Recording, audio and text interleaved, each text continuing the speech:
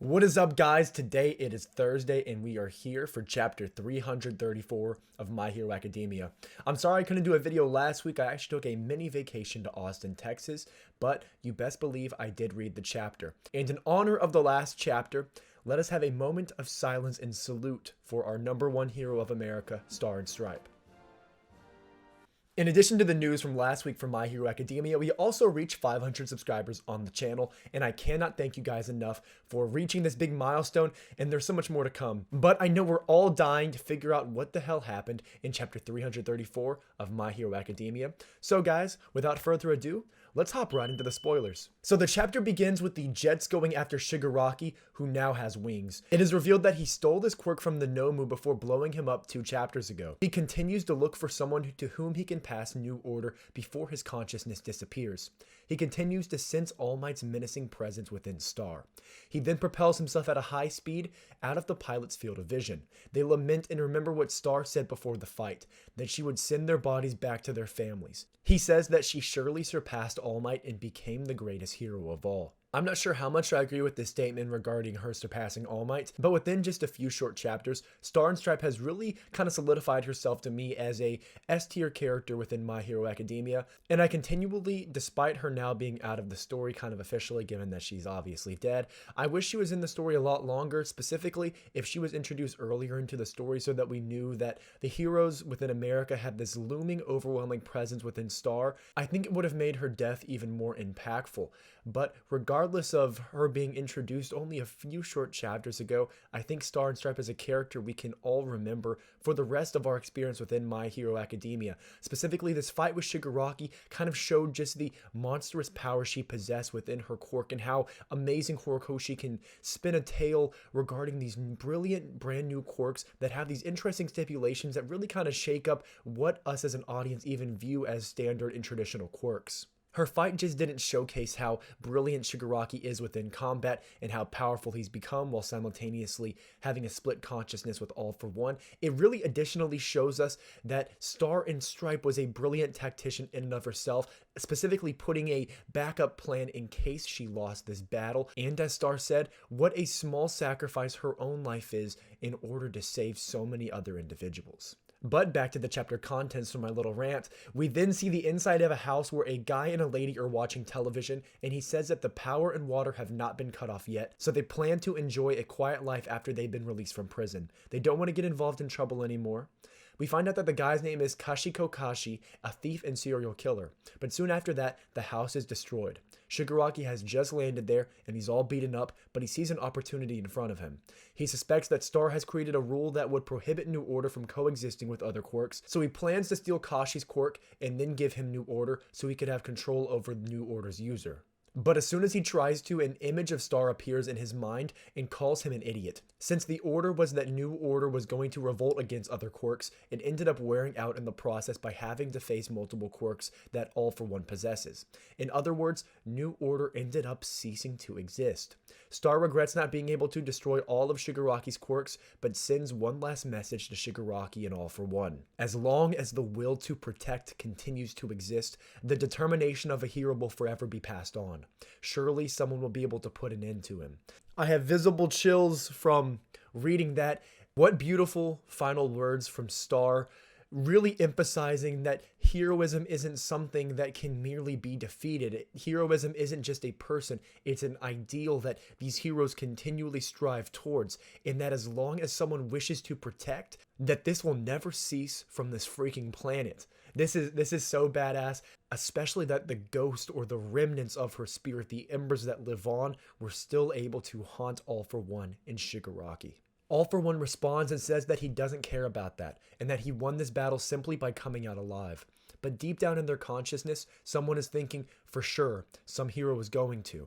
And we see a young Tenko Shimura surrounded by dozens of hands. He then says Midoriya. The Jets arrive in Japan and it is reported that they continued to search for Shigaraki after he ran away, but his whereabouts are unknown. The news of the death of the strongest woman and the existence of such a powerful villain has now shaken the entire world. It was decided that no country would send any more reinforcements to Japan as they decided to prioritize their own safety.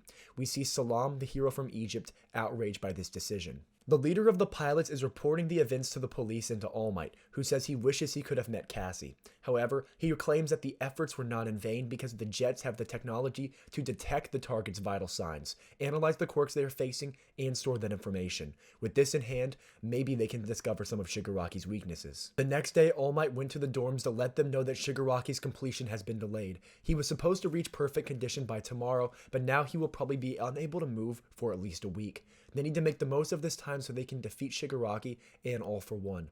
And the final page shows Deku, Bakugo, and Todoroki, and the chapter ends here. So we have a lot to break down with this latter part of the chapter.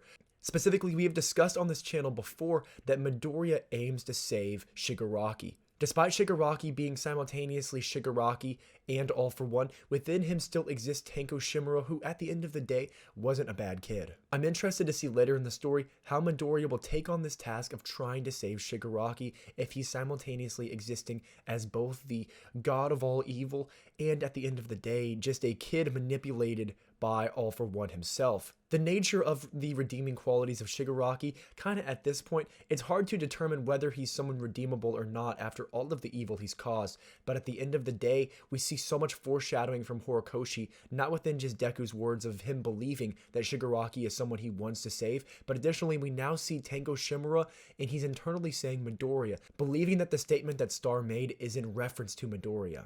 Also, unsurprisingly, the countries now, after realizing what a threat Shigaraki is to the entire world, now all of the countries are respectively going to isolate themselves and keep all of their defense forces there. I think we kind of all saw this coming as well, because if so many heroes from overseas all came to kind of overshadow the heroes from Japan, it would kind of defeat all of the character building we've had within the story so far with characters like Endeavor, Hawks, Best Genius, the list goes on and on, but specifically now with the countries being isolated, it's left to our heroes of Japan to handle the threat that is Shigaraki and All for One, which is something I appreciate greatly. It is pretty heartbreaking to see that All Might wishes he could have met Cassie within her adult form within Star and Stripe.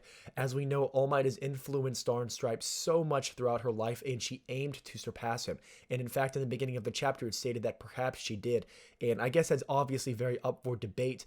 But I think at the moment, people were like, oh yeah, she did surpass All Might, especially in her act of sacrificing herself in order to stop Shigaraki and I guess kind of save the entire world. As we know, there's now a week or more delay for Shigaraki reaching his ultimate state, and we know when he reaches his ultimate state, he is going to wreak havoc on the entire world.